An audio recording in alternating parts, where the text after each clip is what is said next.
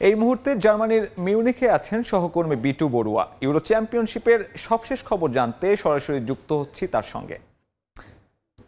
ঠিক যেমনটাই বলছিলেন, কিছুক্ষণ পরে যদি বাংলা সিনেমার একটি নামের কথা মনে পড়ে যায় তাহলে বলতেই হয় শিয়ানে শিয়ানে টক্কর। চমৎকার চমৎকার এই ফুটবল ম্যাচটি কিন্তু আমরা একটু পরেই উয়েফা ইউরো কাপ 2024-এর দুর্দান্ত একটি সেমিফাইনাল, অর্থাৎ প্রথম সেমিফাইনালে মুখোমুখি। অন্যদিকে শক্তি, সামর্থ্য এবং আরেকদিকে হচ্ছে তারকাবহুল ব্যাপার স্যাপার।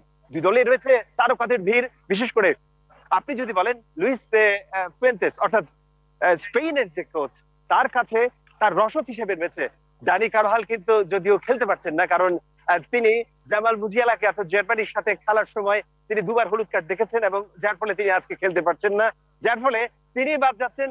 এবং হলুদ কার্ড দেখেছেন হচ্ছে নরমান, তিনিও আজকে খেলবেন না। দুঃখজনক ব্যাপার হচ্ছে পেদ্রি, তিনি আসলে ইনজুরিতে পড়েছেন, যার জন্য তিনি আজকে খেলতে পারবেন না। কিন্তু তাতে কি দেলা ফুয়েন্তের যে রসদ, অর্থাৎ তার ঘরে রয়েছে কিন্তু একেবারে প্রচুর পরিমাণে তারকা। সেখানে আপনি যদি বলেন যে কাকে আপনি ধরে রাখবেন, প্রথমে দুই উইং থেকে আক্রমণের ভাগের জন্য প্রস্তুত হয়েছে লামিন ইয়ামাল। এই সেনসেশন অর্থাৎ 16 বছরের সেনসেশনকে ঘিরে কিন্তু অনেক অনেক আশা রয়েছে স্পেনের দর্শক, ফুটবল প্রেমী যারা রয়েছে এবং কোচ, তার কাছে রয়েছে আরেকটি বড় অস্ত্র, সেটি হচ্ছে উইলিয়াম। অন্যদিকে কিন্তু আপনি যদি ফ্রান্সের কথাই ধরেন, সেখানে কিন্তু গোল পাচ্ছেন না, গোল খড়ায় রয়েছেন নতুন আরেক সেনসেশন, যাকে বলতেই হয় আসলে তিনি নতুন বললে ভুল হবে। এই ইউরোপা, এই উয়েফা উয়েফা ইউরোপা কাপে তার উপর অনেক ভরসা ছিল এই সেই কিলিয়ান এমবাপ্পে, তিনি কিন্তু এখন পর্যন্ত কোনো গোলই পাননি, যদিও একবার কষ্ট করে তাকে আসলে গোল পেতে হয়েছিল। কিন্তু যদি আপনি বলেন তাহলে কিন্তু কিলিয়ান এমবাপ্পে তিনি কিন্তু এখন পর্যন্ত কোনো গোলই পাননি, যদিও একবার কষ্ট করে তাকে আসলে গোল পেতে হয়েছিল।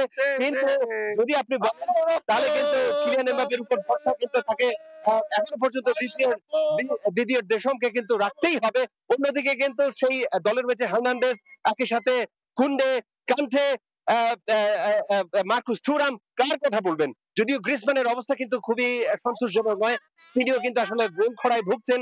যদিও এর আগের ইউরো চ্যাম্পিয়নশিপে তিনি কিন্তু 6টি গোল পেয়েছিলেন,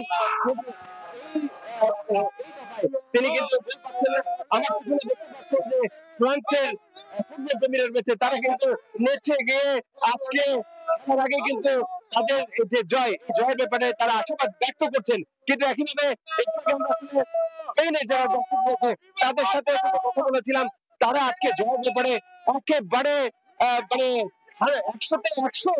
100% তারা আসলে আশাবাদী যে তাদের দল ফ্রান্সকে হটিয়ে আজকে অবশ্যই জিতবে। তবে একটুখানি বলে দিই, পরিসংখ্যান বলছে আসলে গত 36 বারের দেখা দেখিতে এখানে যদি বলতে হয় তাহলে 16 বার জিতেছে কিন্তু স্পেন এবং 13 বার জিতেছে ফ্রান্স, আর 7টি ড্র হয়েছে। কিন্তু পুরোনো দিনের যা কিছু তা আজ ভুলে যেতে হবে। বিশেষ করে ফ্রান্সের দর্শকরা বলছে যে কোনো মূল্যে আজকে স্পেনকে হারাতেই হবে। তবে স্পেন যে ছাড় দেওয়ার পাত্র নয় সেটি কিন্তু আমরা কিছুক্ষণ পরেই দেখতে পাবো। তো এই ছিল আমার কাছে বার্লিনের এই যে দুঃখিত, তাহলে এই ছিল আমার কাছে মিউনিখের অ্যারেনা স্টেডিয়ামের সামনে থেকে দুই দল যে মুখোমুখি হচ্ছে তার সর্বশেষ। ইউরোর হাই ভোল্টেজ সেমির আগে সেখানকার সবশেষ খবর জানাতে এতক্ষণ আমাদের সঙ্গে যুক্ত হয়েছিলেন বিটু বড়ুয়া।